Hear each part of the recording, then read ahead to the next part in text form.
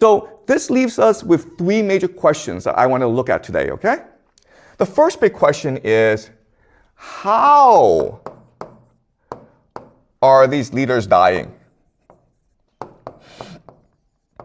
It's not that easy to kill a leader, right? Because he's protected by security.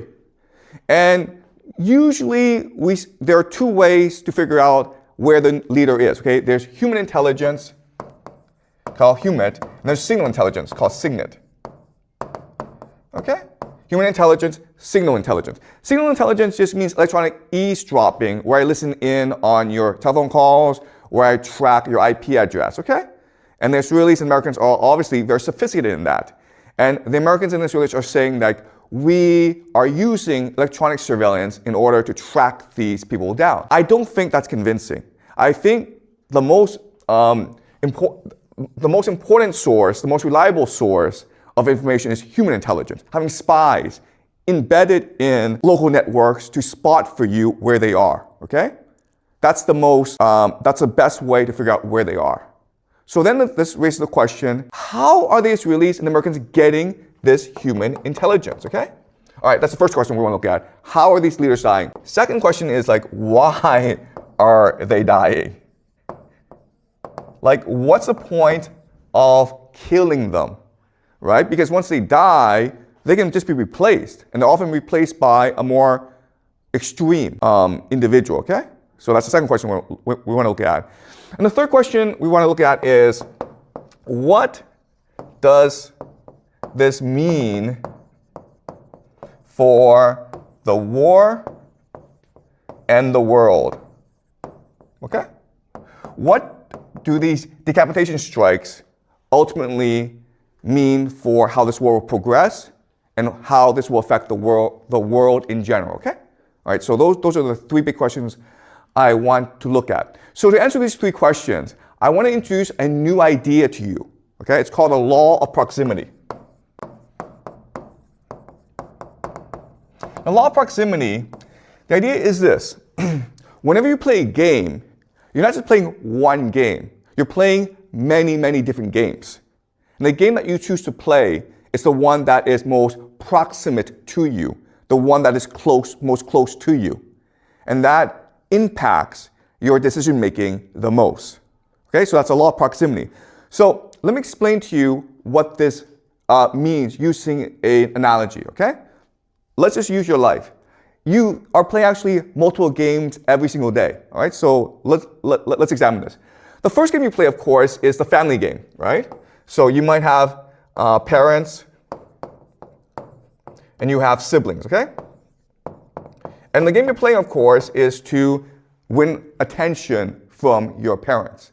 And to do so, depending on who your siblings are, you might use different strategies, including doing well in school or being a pain in the ass.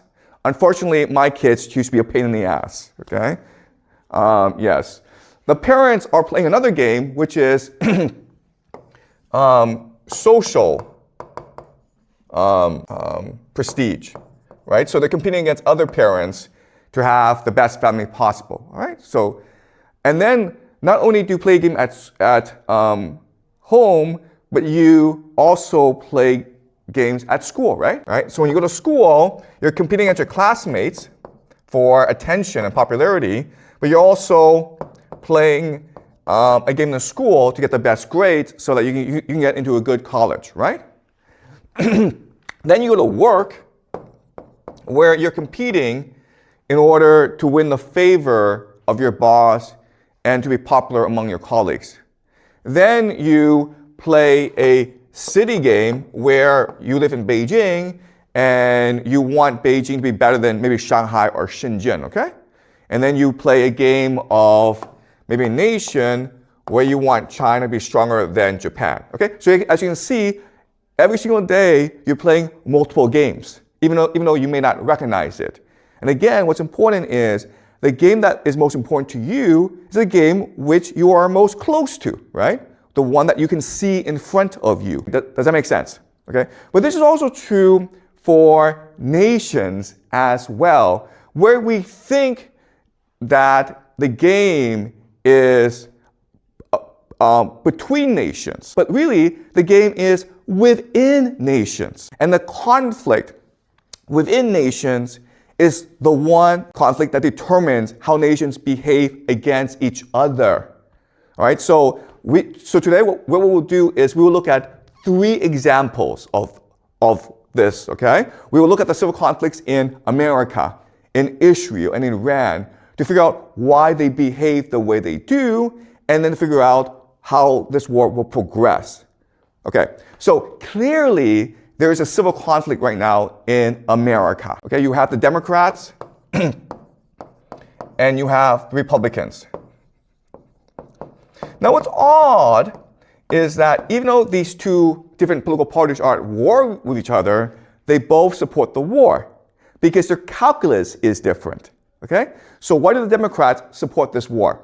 Well, it's because they believe that this war will be extremely unpopular in America, which will allow the Democrats to dominate in the midterms in November and then win the presidential election in 2028. And they believe that this war will be so unpopular, it will destroy Donald Trump and allow the Democrats to rule forever. It will basically destroy the Republican Party, all right?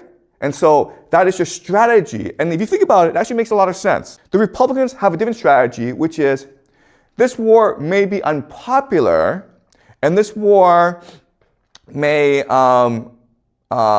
make America lose, but it's okay. Why?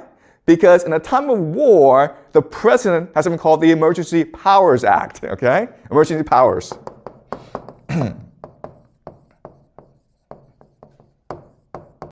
Emergency powers allows the president to essentially suspend the Constitution and to suspend or delay elections. Also, the Republicans want to pass something called Safe America Act. Okay? The Safe America Act, which means that if you are a voter, you must present ID in order to vote. And you think that this is, reasonable, but historically, the idea of checking ID is a way to discriminate against minorities, right? To have police officers there to scare minorities. And that's traditionally how racism was enforced in America.